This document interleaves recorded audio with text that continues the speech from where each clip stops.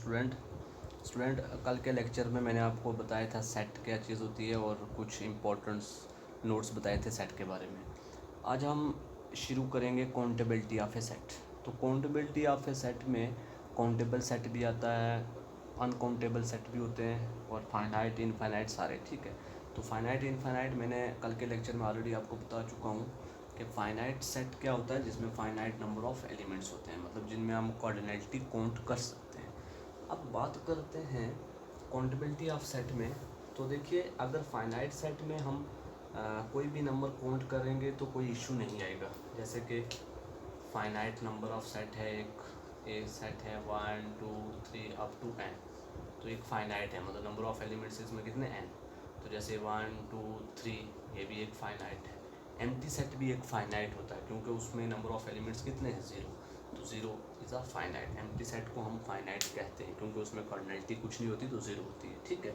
तो कॉर्डिनलिटी of a set अगर कोई पूछे ना कि कॉर्डिनलिटी ऑफ ए सेट क्या होता है, तो आप कॉर्डिनलिटी ऑफ ए सेट को हम डिनोट करते हैं या तो CARD कॉर्डिनलिटी ऑफ ए, या हम ऐसे कॉर्डिनलिटी ऑफ सेट को ऐसे मॉड में लिखा जाता है। और कॉर्डिनलिटी ऑफ सेट ए कितने हैं, 1 2 n, मतलब नंबर ऑफ एलिमेंट्स n है। तो जिसके इसके 3 हैं तो नंबर ऑफ इसकी कॉर्डिनलिटी 3, मतलब कॉर्डिनलिटी ऑफ सेट हो गए number of elements in a set, कि किसी सेट के अंदर नंबर ऑफ एलिमेंट्स कितने हैं उसको हम बोलते हैं कॉर्डिनलिटी ऑफ सेट। अब फाइनाइट के केस में तो कोई बात इशू नहीं है, फाइनाइट के केस में आप आराम से काउंट कर सकते हो। लेकिन इनफाइनाइट सेट में प्रॉब्लम आ जाती है कि कैसे हम काउंट करें इनफाइनाइट सेट में। तो इनफाइनाइट सेट में कैसे काउंट करते हैं सेट को, वो इशू है मेन। देखिए, जैसे सेट ऑफ नेचुरल नंबर है, सेट ऑफ इंटीजर है, सेट ऑफ रैशनल नंबर है, सेट ऑफ रियल नंबर है, ठीक है स्टूडेंट। अब देखने से तो हमें पता है कि सेट ऑफ नेचुरल नंबर इसका सबसेट होता है और ये इसका सबसेट होता है और ये इसका सबसेट होता है। अब इनकी कॉर्डिनलिटी, लेकिन कॉर्डिनलिटी इनकी निकालने के लिए अब इनफाइनाइट है, तो इनफाइनाइट की कॉर्डिनलिटी के लिए हमें पोटेंशियल का पता होना चाहिए। अब पोटेंशियल क्या है, इनफाइनाइट सेट में इन तीनों की पोटेंशियल सेम रखी है। मतलब वैसे तो हम कह सकते हैं कि z जो है ये इसका सबसेट है, it means z super set है, तो सुपर सेट बड़ा है, तो ये इससे बड़ा है तो ये इसकी पोटेंशियल हाई होगी, तो ये सबसे बड़ा है तो हम कहेंगे इसकी पोटेंशियलिटी हाई होगी। अब ऐसा नहीं है, इनफाइनाइट सेट में इन तीनों की पोटेंशियलिटी सेम रखी है, मतलब इन तीनों का पोटेंशियल जो है वो सेम है। क्या रहता है, पोटेंशियल सेम, लेकिन इसका पोटेंशियल जो है वो हाई रहता है। अब ये पोटेंशियल क्या है, ये पोटेंशियल के बारे में हम डिस्कस करेंगे। Potential means number of elements, ठीक है student. Potential means number of elements. ऐसे तो हम कह सकते हैं कि नंबर ऑफ एलिमेंट्स इससे कम होते हैं क्योंकि ये इसका सबसेट है, ये इसका सबसेट है, तो ये सारे इसके सबसेट है, तो ऐसे हम कह सकते हैं कि इनकी पोटेंशियलिटी हाई है, इसकी इससे हाई है, इसकी इससे हाई है। लेकिन इनफाइनाइट के केस में इन तीनों की पोटेंशियलिटी जो है वो सेम रखी गई है, मतलब जो पोटेंशियल इसका है वही इसी का है, वही इसी का, इन तीनों का पोटेंशियल सेम रहता है, सेट ऑफ नेचुरल नंबर का, सेट ऑफ इंटीजर का, सेट ऑफ रैशनल नंबर का। लेकिन जो सेट ऑफ रियल नंबर है इसकी पोटेंशियलिटी हाई होती है। अब एक जॉर्ज कैंटर था, जॉर्ज कैंटर ने 18वीं सदी में, मतलब 18वीं सेंचुरी में कुछ खास प्रिंसिपल्स दिए, कुछ खास बातें बताई कि how to check the countability of infinite set.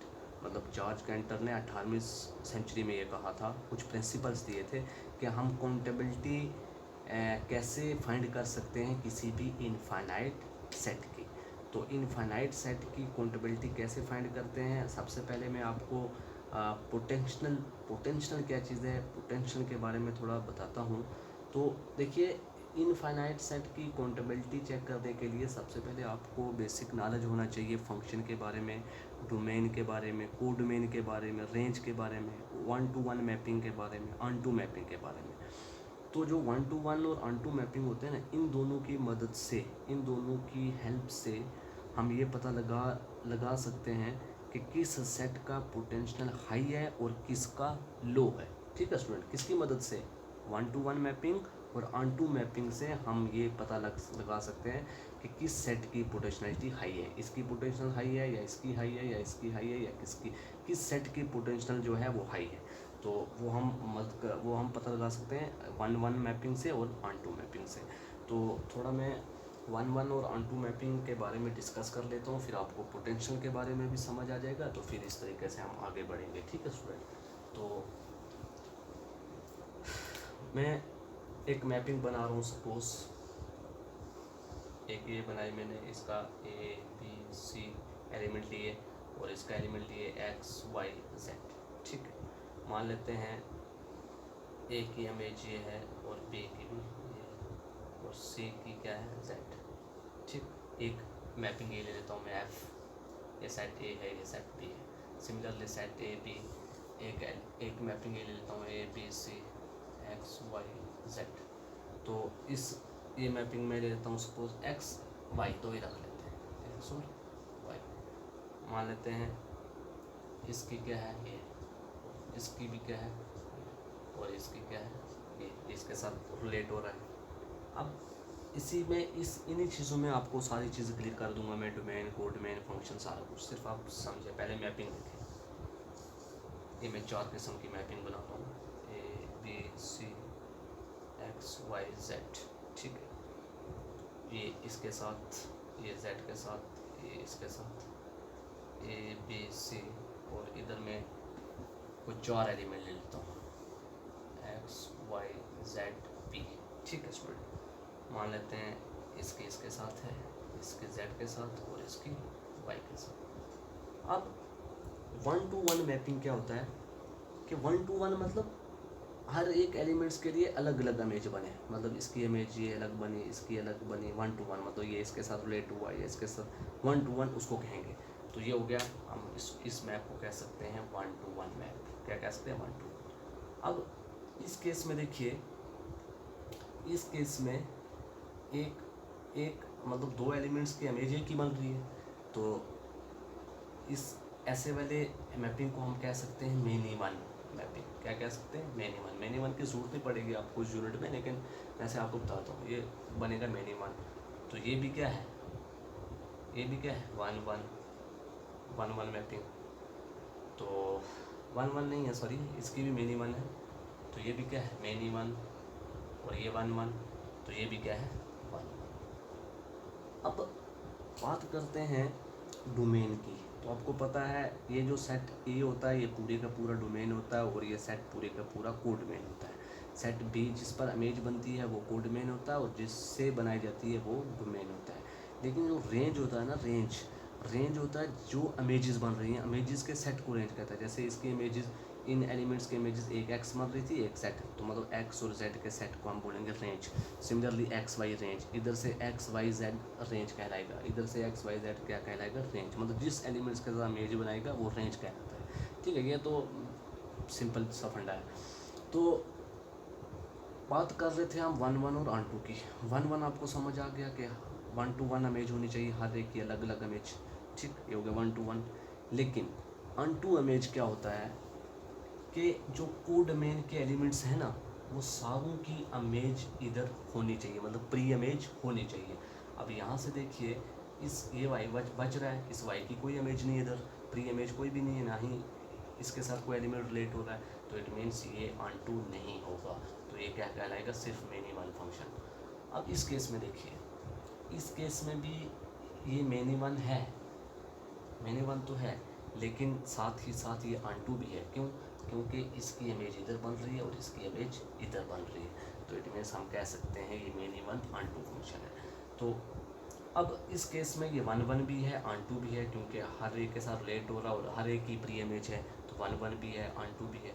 और इस केस में ये ऑन-टू नहीं है, क्योंकि ये एलिमेंट से एक बन रहा है, बच रहा है, तो इसको हम कह सकते हैं many-one function and 1-1 function. Many-one भी है, 1-1 भी है। ठीक है स्टूडेंट, तो नहीं, मेनी-वन नहीं है, मेनी-वन तो नहीं है, 1-1 है। 1-1 है या इनटू फंक्शन, क्योंकि जो फंक्शन ऑन-टू नहीं होता वो इनटू होता है, तो it means 1-1 and into function कह सकते हैं इसको। ठीक है स्टूडेंट, आई होप आपको समझ आया होगा कि 1-1 फंक्शन और ऑन-टू फंक्शन क्या होता है। ठीक है, ये आपको पता भी है पहले से, चलो मैंने रिपीट करवा दिया आपको वापस दोबारा से। तो ये था मेनी-वन और ऑन-टू फंक्शन के बारे में। अब यहाँ से आप लोग एक चीज़ लिख लें, याद रख लें कि अगर कोई भी मैप ऑन टू नहीं होगा तो तब हम कह सकते हैं कि बी सेट जो है वो मोर पोटेंशियल देन ए होगा। क्यों? क्योंकि भाई ये ऑन टू नहीं है ना, जैसे ये ऑन टू नहीं है तो ये ऑन टू नहीं है तो इट मीन्स ये मोर पोटेंशियल कहलाएगा इससे, क्योंकि इसके एलिमेंट्स ज़्यादा हैं X Y Z P. Similarly इसके भी एलिमेंट्स आप बोलोगे ये भी 3 है, ये भी 3 है, लेकिन ऑन टू नहीं है। तो जो ऑन टू नहीं होता, जो भी ऑन टू, अगर कोई भी मैप ऑन टू नहीं होगा तो उस केस में हम कह सकते हैं बी जो है वो ए से क्या है, मोर पोटेंशियल है। ठीक है, मतलब ज़्यादा एलिमेंट्स हैं। तो अगर कम से कम एटलीस्ट वन मैप तुम्हारा ऑन टू बन जाए तो तब हम कह सकते हैं कि पोटेंशियल ऑफ बी जो है वो या तो लेस देन होता है या इक्वल होता है। जैसे ये एटलीस्ट एक ऑन टू बन रहा नहीं, तो ये ऑन टू बन रहा तो या तो क्या है, लेस देन है या बराबर होना चाहिए। तो ये यहाँ इस केस में क्या आ रहा है, बराबर आ रहा है।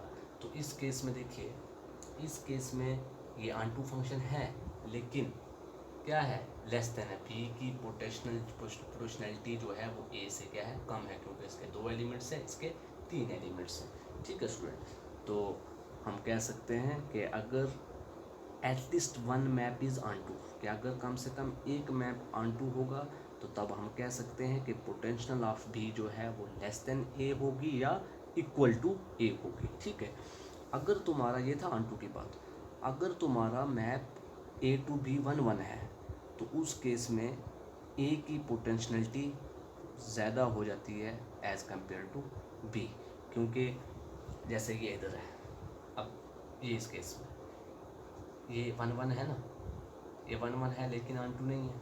जैसे कि इस केस में ये इस केस में ले लेते हैं, इस केस में नहीं, हाँ इस केस में 1 1 है, ऑन टू नहीं है। तो 1 1 है तो ऑन टू नहीं है, तो इट मीन्स हम कह सकते हैं कि इसकी पोटेंशियलिटी क्या है, या तो इससे बराबर होगी या इससे बड़ी होगी।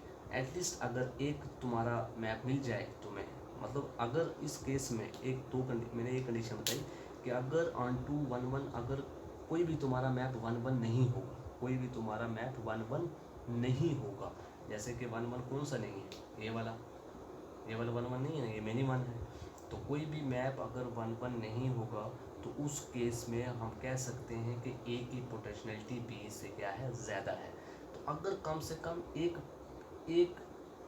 मैप ऐसा मिल जाए कि वो 1 1 है तो उस केस में हम कह सकते हैं कि पोटेंशियलिटी ऑफ ए जो है वो ए की पोटेंशियलिटी या तो बी के बराबर होगी या इक्वल होगी। ठीक है स्टूडेंट, आई होप आपको पोटेंशियल समझ आया होगा कि पोटेंशियल कैसे हम निकालते हैं। पोटेंशियल आप मैपिंग से लिख सकते हैं, और ये जो चीज़ें मैंने बताई ये आप लोग माइंड में रखें कि अगर कोई भी मैप ऑन टू नहीं होगा तो उस केस में बी जो होगा वो ए से मोर पोटेंशियल होगा। अगर कम से कम एक ऑन टू मिल जाए मैप तो उस केस में पोटेंशियल बी का पोटेंशियल या तो बराबर हो सकता है या कम हो सकता है। ठीक है स्टूडेंट, या तो पोटेंशियल बी इज़ लेस हो सकता है या इक्वल टू ए हो सकता है। ठीक है, तो अगर कोई भी मैप 1 1 नहीं होगा तो उस केस में ए की पोटेंशियलिटी बी से ज़्यादा होगी। अगर एक कम से कम एक ऐसा मिल जाए जिसकी जो 1 1 होगा फंक्शन, तो उस केस में पोटेंशियलिटी ऑफ ए बी से बराबर भी हो सकती है, बी से छोटी भी हो सकती है। ठीक है स्टूडेंट, आई होप आपको पोटेंशियल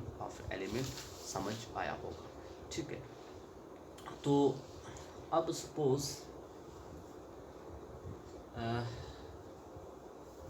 एक मैं लेता हूँ, एक सेल ले लेता हूँ ए बी और दूसरा सेल ले लेता हूँ एक्स वाई जेड। अब इसको रिलेट करने के लिए देखिए 2 एलिमेंट हैं, हर एक एलिमेंट के लिए 3 चॉइस है। इस ए के लिए ये 3 चॉइस है, किसी के साथ भी रिलेट कर सकता है। इस बी के लिए भी 3 चॉइस है। तो बाई परमुटेशन से हम कह सकते हैं 3 × 3 विच इज़ इक्वल टू 9। कहने का मतलब इस मैपिंग के 9 मैप बन सकते हैं, 9 किस्म की डायग्राम बन सकती है। मतलब या तो पहले ए इसके साथ रिलेट होगा, फिर दूसरे केस में ए वाई के साथ रिलेट हो सकता है, तीसरे केस में ए जेड के साथ रिलेट हो सकता है। इस तरीके से 9 पॉसिबिलिटी बनेगी, और हर एक पॉसिबिलिटी में आप देख सकते हैं कौन सा फंक्शन 1 1 होगा और कौन सा 1 2 होगा। ठीक है स्टूडेंट, ये था 1 1 और 1 2 के बारे में कुछ बेसिक सा जो आपको क्लियर हो गया होगा। तो आगे है नेक्स्ट पढ़ते हैं हम सिमिलर सेट। तो देखिए ये जो काउंटेबिलिटी ऑफ सेट है ना, ये सारा मैं आपको समझाऊंगा स्टेप स्टेप। अब मैं स्टेप स्टेप चल रहा हूँ, आगे आप सबको हर चीज़ क्लियर हो जाएगी। काउंटेबल सेट क्या है, अनकाउंटेबल सेट क्या है, हर चीज़ क्लियर हो जाएगी स्टेप बाय स्टेप। तो सबसे पहली चीज़ आज शुरू करते हैं सिमिलर सेट। सिमिलर सेट, तो सिमिलर सेट का दूसरा नाम होता है इक्वी पोटेंशियल सेट, और एक और नाम भी होता है इक्विवेलेंट सेट, और एक और नाम भी होता है इक्वी न्यूमरस सेट। देखो कितने नाम है, एक सिमिलर सेट का दूसरा नाम हो गया इक्वी पोटेंशियल सेट, और तीसरा नाम ये भी हो सकता है इक्विवेलेंट सेट भी कहते हैं सिमिलर सेट को, और इक्वी न्यूमरस सेट भी कहते हैं सिमिलर सेट को।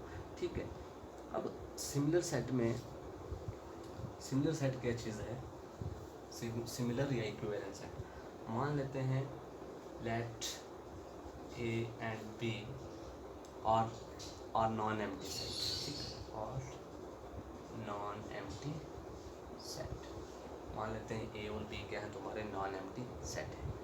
अब A is similar to B, A is similar to B, A कब सिमिलर होगा बी के, अगर क्या हो, if there exist a 1 1 and onto map from A to B.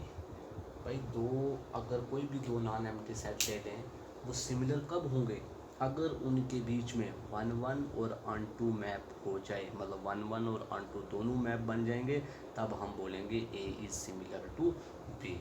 और इसको लिखा कैसे जाता है, ए इज सिमिलर टू बी, ये नोटेशन होती है। ठीक है, सिमिलर सेट की नोटेशन ये होती है, हम कह सकते हैं ए इज सिमिलर टू बी। ठीक है स्टूडेंट, तो सिमिलर सेट आपको समझ आया होगा कि सिमिलर सेट क्या होता है, किस तरीके से हम बता सकते हैं कि सिमिलर है। अगर हमें सिमिलर सेट ढूंढना हो तो हमें सबसे पहले उनके बीच में मैपिंग करनी पड़ेगी। मैपिंग का मतलब ये है कि 1 1 मैप भी होना चाहिए और onto मैप भी होना चाहिए। कहने का मतलब if there exist a bijection, मतलब ऐसा मैप जिनके बीच में बाइजेक्शन एग्जिस्ट करता हो। बाइजेक्शन मतलब बाइजेक्टिव मैप, और बाइजेक्टिव मैप होता है जो 1 1 भी हो और onto भी हो। मतलब ये दोनों कंडीशन जब किसी दो सेट के बीच में सेटिस्फाई कर जाएंगी, तब हम कहेंगे वो दोनों सेट क्या हैं, एक दूसरे के इक्वल हैं, मतलब सिमिलर, सॉरी इक्वल नहीं सिमिलर हैं। तो जैसे, और उन सिमिलरिटी की नोटेशन ये होती है ए इज सिमिलर टू बी, इस तरीके से नोटेशन लिखा जाता है सिमिलर सेट को। ठीक है स्टूडेंट, तो ये था सिमिलर सेट के बारे में, थोड़ा सा आपको समझ आ गया होगा कि सिमिलर सेट क्या होता है, कि onto मैप अगर किसी दो सेट के बीच में 1 1 और onto मैप बन जाएगा, तब हम बोलेंगे ये क्या है, सिमिलर सेट। ठीक स्टूडेंट, तो अब फर्दर इसके बारे में डिस्कस करेंगे आगे हम जब इसकी ज़रूरत पड़ेगी। फिलहाल आप इतना याद रखें कि सिमिलर सेट क्या होते हैं। ठीक है, अब बात करते हैं फाइनाइट सेट की।